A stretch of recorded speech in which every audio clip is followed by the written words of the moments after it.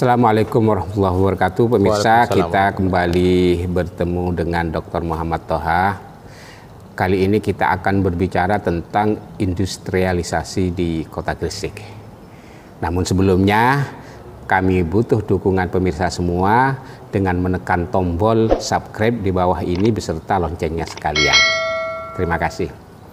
Pak Toha, Gresik ini selain dikenal sebagai kota budak, kota kerawu, nasi kerawu, kota warung kopi, 1000 warung kopi, juga dikenal kota industrialisasi, kota industri. Seperti apa sebenarnya kota industri yang di Gresik ini, sejarahnya dari dulu ini seperti apa, Pak? Iya, jadi gini Pak Zen, kota Gresik itu dari dulu itu sudah terkenal dengan kota industri, dalam artian industri yang dikembangkan oleh masyarakat asli Gresik. Contohnya kopiah itu kan industri Pak Zen, industri kopiah, ya kan. Tapi kan itu person to person, artinya setiap orang bikin usaha-usaha sendiri-sendiri. Industri rumah tangga. Industri rumah tangga, tapi kan industri juga kan. Industri. Industri. Kemudian ada industri sarung Pak Zen, industri sarung. Dari dulu sudah ada itu, dan sarung Gresik itu terkenal Pak Zen. Sarung yang paling mahal juga sarung Gresik kan gitu kan. Betul, dan kalau itu tidak bisa dikatakan industri gimana? Wong sudah ada mesinnya, meskipun mesinnya oglek, oklak, itu mesin itu. Itu mesin maju pada zamannya loh Pak Zen. Lah wong saya di Indonesia Timur sampai hari ini orang tenun masih dijejek itu ya, dijejek sama kakinya gitu kan. Terus benangnya dimasukkan satu. Lama sekali itu Pak Zen. Artinya kan sampai hari ini itu masyarakat sana itu masih begitu. Sementara Gresik sekarang sudah sekian puluh tahun yang lalu, sudah sekarang hampir nggak laku itu kan, sudah mesin kan. Ada masih di beberapa tempat. Iya, dan itu untuk produk yang mahal malah sekarang mahal, itu. Ya. Jadi yang mesin itu produk manual itu yang mahal kan gitu, yang mahal kan gitu. Artinya daerah industri Gresik itu, kopiah industri, mesin industri, olahan makanan juga industri dulu itu. Kerupuk kan industri. Ya industri rumahan. Artinya rumah itu pekerjaan orang banyak. Itu sebenarnya kan definisinya industri juga kan gitu. Kerupuk, itu loh petis gitu kan. Nah, itu juga industri semua. Tapi betul-betul industri itu ketika Gresik itu ada pengembangan usaha yang besarnya luar biasa, mendatangkan mesin yang luar biasa, butuh keahlian luar biasa, dan jumlah personelnya harus hadir luar biasa. Ini kemudian di Gresik ada sebuah problem. Problemnya apa? Karena industri itu kemudian tambak-tambak harus diuruk. Kan gitu. Ketika tambak itu diuruk, akhirnya mata pencarian orang yang tadinya masang perayang di tambak jadi hilang sekarang. Orang yang ketika dia harus mencari ikan di pelabuhan menjadi terhalang. Terhalang itu mungkin karena terhalang konstruksi pelabuhannya industri, atau terhalang karena polusi yang dikeluarkan industri, gitu. Sehingga lautnya masih terbuka tapi ikannya sudah pada nggak ada. Kan gitu. Padahal dulu orang ke pantai bisa dapat uang. Iya, jadi dia itu hidupnya di laut itu sudah. Ini hamparan kekayaan yang tidak ada habis-habisnya. Tapi sekarang yang dicari sudah pada nggak ada. Belum lagi karena industri itu mungkin karena cerobongnya mengandung zat kimia. Dulu orang Gresik itu tidur, burung ngasih uang, sekarang burungnya pada lari. Apa itu? Yang bernama itu Pak Zen, apa namanya? Sarang burung. Oh, sarang burung, ya. Rumah kuno-kuno di Gresik itu bukan rumah hantu yang tiada guna, itu rumah untuk menangguk rupiah yang besarnya luar biasa. Karena mungkin karena cerobongnya itu berekses, burung-burung itu pada berlarian. Sementara masyarakat yang dulu itu bisa makan dari laut yang melimpah ruah, bisa mendapatkan kekayaan yang luar biasa dari sarang burung, sementara itu pada lari semua, sementara dia tidak teradop untuk menjadi pegawai di pabrik. Kan kasihan masyarakat ini. Kan kasihan Pak. Jadi dia itu berhenti dari melaut tapi masuk pabrik ada kriteria tertentu. Misalnya harus punya ijazah A, B, C, D. Nah mereka itu kan keahlian mereka, keahlian yang ia lakukan turun-temurun, tidak tidak disertifikasi, tidak berijazah. Sementara itu dibutuhkan, maka dia yang tereliminir, dia terpinggirkan. Sehingga pemilik negeri ini akhirnya dikalahkan oleh mereka yang pendatang yang memiliki ijazah atau koneksitas. Akhirnya ini yang kemudian membangkitkan masyarakat disharmoni di antara kita. Kan gitu Pak Jenny. Lah, mereka datang ujuk-ujuk tidak tahu apa-apa, kemudian mendapatkan income dari perusahaan itu, kemudian membangun rumah di situ di tengah masyarakatnya yang dia terhimpit karena sandang pangannya hilang karena adanya industri. Ini kan rawan. Rawan. Ditambah lagi, ketika kota menjadi kota industri, Pak Zen, masyarakat pendatang itu dia tidak memiliki akar hubungan dengan masyarakat lokal. Sehingga dia berbuat semau-maunya. Contohnya gampangnya begini, anak kos yang luar daerah, laki-laki kos-kosan, perempuan kos-kosan, dia untuk berbuat tidak senonoh di kos-kosannya, dia nggak malu karena nggak punya siapa-siapa di sini. Iya. Tapi kalau orang sini kan malu. Nek jare wong Gresik engko rusang emak ya opo? Lho kan gitu. Iya. Engko rusang bapak iso digepuki iso kan ngoten. Iya. Tapi mereka itu sama-sama pendatang. Yang satu bekerja di pabrik apa, yang perempuan di pabrik apa. Dia kos di sebuah kos-kosan. Kadang-kadang dia berbuat yang amoral itu sudah hilang urat malunya. Ini kadang-kadang kemudian membangun resistensi masyarakat untuk dia nggak suka dengan anak kos ini. Karena apa? Ngerusui kampung aja kon. Lu kan begitu, Pak Zen. Nah, kenapa kok mereka melakukan begitu? Nggak ada hubungan historis menurut saya, kan begitu, Pak Zen. Ditambah lagi, ketika masyarakat itu income yang harian biasanya ia dapat tidak ada, sementara yang diterima itu orang dari luar, kemudian sama-sama tinggal di sebuah wilayah yang sama, otomatis disparitas kesejahteraan kan beda kelihatan ya. Sing anake wong pesisir nyambut gawe gak ono hasile, nyekolahno anak nanggone sekolah tertentu gak mampu, sementara diisi anak pendatang. Anak pendatang itu karena dia bekerja di sebuah perusahaan tertentu, akhirnya kan disharmoni lagi. Iya. Nah, maka kemudian masyarakat yang pesisir yang termarginal tentu rawan disulut gitu. Iya. Maka industri itu harus betul-betul memahami, Pak Zen. Iya. Harus diurus CSR-nya bagaimana. Jangan-jangan dia mengeluarkan CSR, tapi CSR-nya yang umet-umetan. CSR-nya misalnya dikeluarkan, tapi untuk usaha ini, usaha itu, akhirnya rakyat nggak bisa merasakan dengan maksimal. Kan problem lagi, Pak Zen. Problem lagi kan. Belum lagi problem budaya. Bahasa. Iya, betul, saya setuju. Contoh yang paling gampang, karena ada perusahaan besar, ada desa pojok pesisir, Pak Zen, itu dijebol dari desanya, dipindah. Ketika masyarakat tercabut dari akarnya, dia masyarakat pesisir yang tempatnya menghadap laut, dipindah ke daerah yang agak jauh dari laut, kan problem bagi dia. Ya. Bahkan dia masyarakat asli itu, Pak Zen, dia itu tempat di situ, itu juga tidak saja tempatnya masyarakatnya di situ, tapi di situ ada ornamen budaya, ada balenya di situ, bale, tempat perjumpaan bale gitu kan, bale. Kadang-kadang di situ ada makam buyutnya. Di desa kan ada buyut siapa, itu misalnya itu pendiri desa lah. Lah otomatis ketika tercerabut dari akarnya, maka itu kan ditinggal semua. Lah ini loh kemudian akhirnya melahirkan masyarakat apatis, masyarakat yang tadinya setia dengan budayanya, tercukupi kebutuhannya karena alam sekitarnya, kemudian dicabut begitu saja. Kemudian pencerabutan itu tidak kayak orang menjaga pohon, Pak Yen, asal dibetot ditaruh, bisa-bisa pohon itu mati. Tapi kalau orang yang baik itu kan mindah pohon itu kan tidak langsung dijebol, digali sekitar sekian meter dari jarak itu, kemudian bertahap ditumbuhkan ditumbuhkan akarnya. Setelah akar yang baru ditumbuh, pohon itu betul-betul dipindah, sehingga meskipun pindah tidak menjadi masalah. Tapi kalau kemudian dipindah begitu saja kan jadi masalah. Ditambah lagi misalkan industri itu sudah minim melibatkan masyarakat lokal, kemudian industrinya juga kurang ramah lingkungan, terus kemudian rekrutmennya banyak memasukkan orangnya di luar Gresik. Itu kan membangun cedera rasa yang luar biasa, cedera rasa itu loh, kan susah itu, Pak Zen, nanti akhirnya. Maka jangan salahkan ketika kemudian masyarakat itu ketika sedikit aja menjadi agresif untuk mempermasalahkan itu, Pak Zen, kan begitu. Ini industrialisasi di Gresik ini itu dimulai ketika pembangunan pabrik semen ya, awalnya ya. Ya. Jadi industri besar pertama di Gresik itu semen. Kalau nggak salah tahun 56. Ya. Saya belum lahir malah itu. Bung Karno kan yang. Iya, Bung Karno. Dengan MKI-nya macam-macam itu. Morrison kan dulu proyeknya itu. Kemudian petrokimia. Itu industri besar itu yang luar biasa. Itu pokoknya menata Gresik sehingga seperti sekarang ini kan karena industri besar itu kan. Industri besar. Dan memang pada waktu itu Mas Yen, Pak Yen, kenapa kok orang Gresik itu kok tidak tidak tergiur untuk masuk? Karena waktu itu pekerjaan sektor informal Gresik itu masih menjanjikan sekali. Orang ngebos, orang jahit, orang ngesum, orang ngetas, itu kan hasilnya luar biasa. Orang nelayan masih limpah ruah.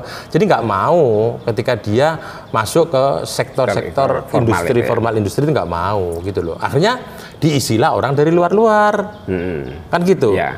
Ketika diisi orang dari luar-luar, ini nggak menyalahkan siapa salah, Mbak. Yeah. Ini kajian dan ini syukur kalau didengar oleh para pemegang kendali industri itu. Ketika dimasukkan orang luar, perekonomian orang Gresik itu berubah. Dulu itu Mbak pelabuhan, Masya Allah, kita itu jual beli kopra saja, itu luar biasa. Tahu kopra Pak? Kelapa yang dikeringkan itu. Oh iya, iya. Untuk bahan minyak. Dulu kan belum ada minyak kelapa sawit, kan belum ada. Sehingga kopra itulah komoditi yang luar biasa. Kita jual beli kopra aja luar biasa kan gitu kan. Sehingga nggak mau sektor itu. Nah sekarang pelabuhan sudah agak surut, kemudian tambak juga sudah agak surut. Banyak pelabuhan internasional. Iya, kemudian sarang burungnya nggak mau bersarang situ lagi kan gitu kan.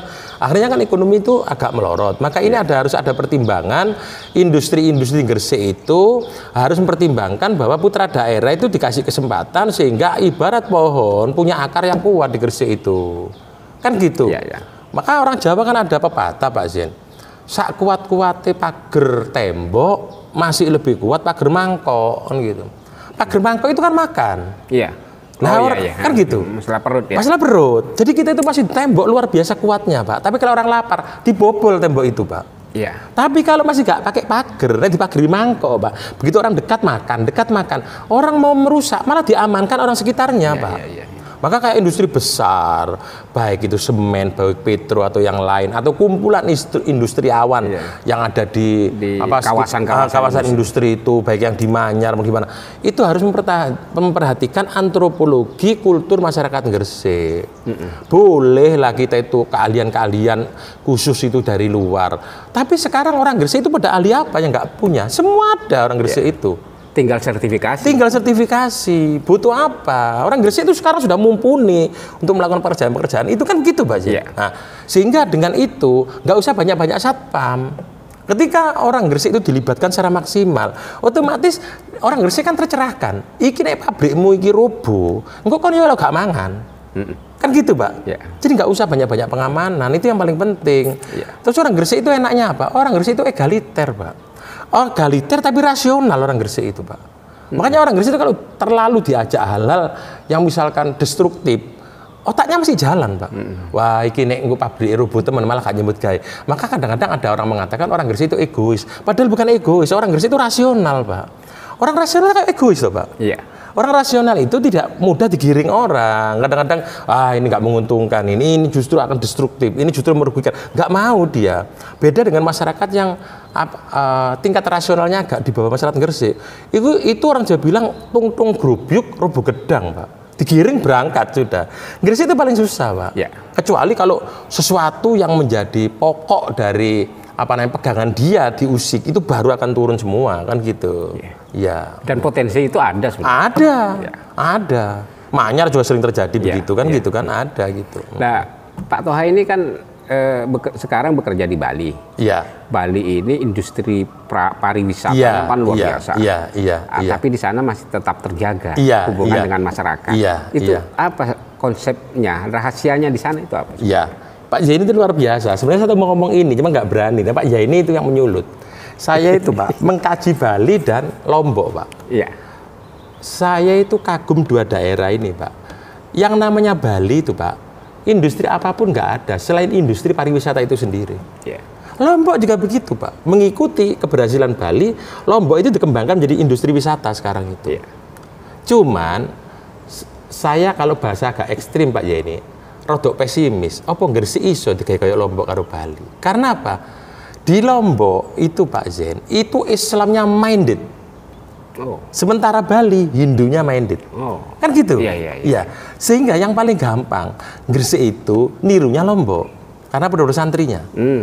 Di Gresik itu pegangan masyarakat kiai. Di Lombok tuan guru. Sama. Dan kultur keislaman Lombok dengan Gresik persis sama. Jadi kalau mau studi komparatif ke Lombok? Tapi saya itu mau vulgar ngomong di masyarakat Gresik, takut orang Gresik itu nanti kalau lempar jumroh ke saya, Pak, dilempari. Kenapa? Bali itu, Pak, Bali itu sadar dirinya itu bahwa makan kita yang lebih maksimal income itu paling besar dari pariwisata. Tapi orang Jawa bilang ewo semono. Orang Bali itu nggak ikut polai para turis, Pak. Mereka tetap pakai kebaya, pakai udeng, pakai sarung yang kepura juga tetap kepura, Pak.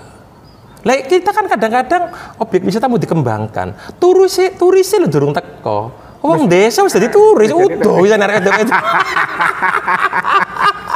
Ya itu bedanya. Itu bedanya. Kalau Lombok gimana? Lombok itu yang seharusnya perlu dicontoh. Lombok itu santri banget. Tuan guru itu menduduki jabatan penting di sana itu. Saya lihat kayak di Senggigi itu. Itu yang namanya burdaan, rotiban, selawatan, marhabanan jalan. Jadi masyarakat lokal itu gini, biar itu untuk konsumsi mereka yang datang ke sini untuk hadir sebagai turis. Dia bawa uang. Tapi ada santri yang keras, mesti kalau ide ini saya sampaikan di Gresik, kenapa nggak belajar pada Lombok? Saya dimaki-maki, Pak. Podo ae, nyambut gawe teko ngono iku duwe yo gak halal, digitukan kan, Pak. Kan begitu. Tapi Lombok itu bisa, Pak. Jadi kalau yang namanya tuan guru, Pak, di Lombok itu bajunya khas, Pak. Bajunya kayak kain jas ireng begitu, sarungnya sarung goyor. Saya itu sudah mengkaji mulai Islam waktu telu, Pak, di sana itu. Saya kaji di Lombok itu. Jadi Lombok itu sudah sadar, kita itu santri ya sudah. Tetap nyantri. Nyantri, yang udo, yang jengking, yang ketok silit itu biarkan. Oh, mereka bukan kita. Kan gitu, mereka kan bawa uang dan di situ dia beli nasi berasnya orang Lombok, kan gitu kan, beli makanan, beli buah kebunnya orang Lombok, kan gitu kan. Tapi kalau itu diterapkan di Gresik, gak apa-apa niru Lombok, masih diolok-olok, Pak. Gaya apa masih oleh penghasilan, tapi itu kan dosa, nak wong udo-udo, kan salah juga di Gresik itu. Itu problem, Pak. Tapi misalnya begini, itu kan pariwisata, Pak. Pariwisata identik dengan udo. Nah, kalau misalnya di sini ini industri manufaktur, industri telekomunikasi, industri kimia, kan tidak hubungannya kan tidak dengan udo-udo tadi. Nah, model yang sesuai dengan Lombok misalnya, ini apa kira-kira? Kalau di sana pariwisata, di sini bukan pariwisata, jelas pariwisata nggak bisa di sini. Sebenarnya kita punya, Pak, untuk lingkungan pariwisata punya kita. Cuman masa gimana kita punya pasir putih? Kita punya stigi. Terus cuman masyarakat harus disadarkan bahwa ini untuk konsumsi nyari uang. Kan gitu, Pak. Beda gitu anunya. Orang Bali itu loh, Pak. Orang Bali itu ini saya siap didengarkan oleh siapa saja. Orang Bali itu enaknya itu gini loh, Pak. Wong saya itu loh ibadah. Mbak oleh duit. Orang pergi ke pura lur-luran, Pak, itu turis delok, Pak, oleh duit, Pak. Kan gitu. Itu kan sama dengan kita istighosah harus turis delok, kan gitu kan? Kan gitu loh, Pak. Jadi mereka itu bagi orang Bali, saya itu ibadah. Anda saja yang ngagumi ibadah saya kan, sehingga sampai Anda bayar. Tari kecak itu kan dulu bagian dari tarian di pura, Pak. Cak gitu. Itu kan bayar, Pak, mereka datang itu. Lepas sampai kita bikin acara terbangan, hadroh, mereka delok. Sebangsa itu kan, Pak, sebangsa itu loh, Pak. Pencak maca. Kan gitu. Kan sebangsa itu. Mungkin nasi kerawu kalau dijual di orang kita harganya 5.000, 10.000. Tapi kalau anak turis yang makan bisa 50.000, 100.000. Jadi sebenarnya saya kepingin, Pak, membawa kayak macam di Lombok, di Gresik, tapi mesti akan melahirkan pro dan kontra. Apa artinya? Yang pertama mesti gini ngomongnya, Pak. Gak seimbang hasilnya yang diterima ambek bejati moral wong desa kok. Mesti kan gitu. Mesti gitu kan. Padahal imbang atau tidak belum pernah diukur. Enggak pernah diukur kan? Ada ukurannya ya. Ukurannya apa gitu loh. Percuma. Engko investasinya bagus di situ, hotelnya bagus, tapi kok area diudo-udo. Salah lagi. Maka saya itu orang yang menaruh kasihan, Pak, dengan pemimpin di Gresik. Siapapun. Untuk urusan pariwisata loh, Pak. Misalkan ada objek wisata, entah itu pasir putih, itu apalah objek wisata apa. Loh kalau kita itu mau bangun, Pak, ya, Pemda itu bangun sendiri bisa, Pak. Pasir putih milik desa, beli lagi di sebelahnya kan masih banyak itu kosong-kosong itu. Memang milik Pemda. Misalkan ya, ada pasir putih atau objek wisata apapun lah ya, terus kemudian jorok nggak diurus, mesti Pemdanya diolok, Pak. Oh, Pemda nggak peduli, buktinya jorok nggak diurus, gini, gerbangnya jelek, gini, elek. Terus Pemda ngurus. Diapii, Pak, parkirnya indah, pantainya bersih macam-macam. Iku nekakno maksiat. Engko sing kono udo-udo. Lho, kan sebenarnya itu siapa pemerintah ini? Artinya saya bukan kala ini saya harus objektif Pak. Kok dengar itu bela pemerintah gitu? Iya. Jadi salah tok gitu loh Pak. Ya, salah tok. Kok dikembangno bener? Iku tuh kan maksiat iku. Ngutuk rono-rono buka paha, buka pantat. Lah sama ro gili terawangan. Udah biar Pak Londo itu Pak. Lihat Pak. Iya. Ya udah bener. Cuma kan kadang-kadang masyarakat gini, ya sih salah kon. Lah apa kudu nggonmu kon boleh rono. Ya pasti kono udo londo kok. Lah nek kon melok udo kono ya gendeng kon. Makanya ojo rono kan gitu. Kan gitu, Pak. Nah, tapi masyarakat kita nggak bisa tidak begitu, Pak. Mesti salahno. Dianggap kita itu memberikan media ruang untuk berbuat maksiat. Lah, maka saya yang pertama kalau boleh berkeinginan itu, Pak ya. Industri itu harus ramah sosial. Bukan secara ramah lingkungan, ramah sosial. Ramah sosial itu. Jadi Anda itu industrinya di mana, kemudian Anda harus memberikan semacam report. Ini loh karyawan saya, yang sekian ini orang Gresik. Ini kan gitu, Pak. Sehingga masyarakat itu nggak ada sakwasangka. Gak, oh ini bumi leluhur saya, yang berjuang dulu leluhur saya, kok yang menikmati orang luar gitu. Orang mesti mengatakan gini, sekarang nggak boleh ngomong tentang begitu, harus nasionalisme. Nasionalisme yang baik itu nasionalisme yang ramah sosial. Lah kan mosok gelem orang Jakarta aja kadang-kadang dengan orang Jawa terlalu banyak, orang Jakarta juga kan bagaimana perasaannya kan gitu kan? Industri Anda itu berada di tanah ini, maka harus memberikan repot. Ini loh karyawan kita yang dari Gresik sekian. Kan gitu. Itu pun harus ada Pak laporan, Pak. Di Gresik itu jadi pemimpin, itu ada. Ini. Loh kenapa kok penting jadi pemimpin? Bukan gila jabatan atau gila kedudukan. Karena meskipun banyak, Pak, tapi kalau tidak penentu, Pak, itu kan juga hanya kayak bebek, Pak. Iya. Kan begitu.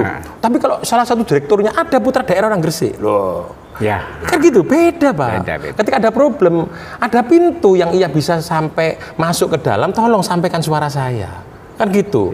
Jadi sehingga daerah itu betul-betul menjadi penyokong masyarakatnya terhadap industri itu, maka harus ramah sosial. Ramah lingkungan pasti, Pak. Ramah lingkungan sudah pasti karena ada AMDAL itu. AMDAL itu. Dan kemudian harus tahu bahwa agama kan mengajarkan, Pak.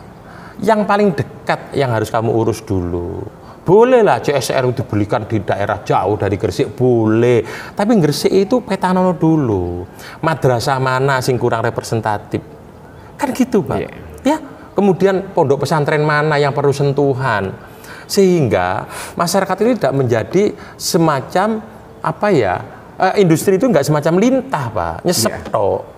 Tapi ada manfaat terhadap masyarakat di mana dia berada. Sehingga masyarakat merasa memiliki gitu. Kalaupun dia tidak dikaryakan, tapi dia merasakan.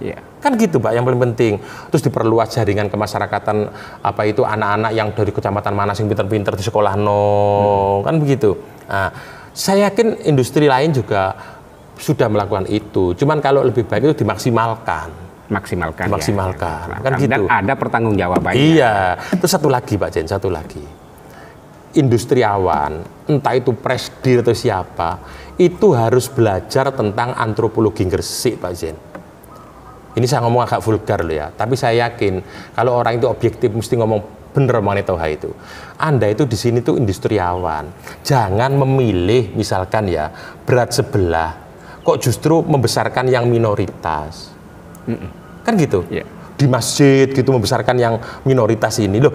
Anda itu harus tahu Gresik itu kultur beragamanya kayak apa. Kali itu pakai madhab-madhabnya apa. Itu penting loh. Saya yakin Pak Jeni bisa menerjemahkan maksud saya. Jangan kemudian yang madhab mayoritas itu kemudian dipandang sebelah justru membesarkan madhab yang minoritas. Yang madhab minoritas itu sering konfrontir dengan madhab mayoritas. Itu penting. Anda itu usahawan. Jangan bermain di antara perbedaan madhab itu. Merugikan itu nanti. Itu api dalam sekam sebenarnya. Iya. Dipikir masyarakat itu diam itu tidak tahu-tahu. Nanti tidak menguntungkan bagi usaha Anda nanti itu. Loh, perusahaan industriawan usahalah. Gak usah membesarkan ideologi madhab tertentu. Itu nanti Anda menjadi sasaran madhab yang lebih besar itu nanti. Kan begitu. Jadi kalau usaha ya usaha. Jalankan sesuai peraturan. Betul itu Pak Jen. Gitu. Demikian pemirsa. Dialog kita sekarang ini agak menukik dan lebih hangat dibanding dengan diskusi sebelumnya, dan ini sangat menarik dan tunggu diskusi berikutnya yang lebih menarik lagi. Selalu bersama kami dan terima kasih. Wassalamualaikum warahmatullahi wabarakatuh. Waalaikumsalam warahmatullahi wabarakatuh.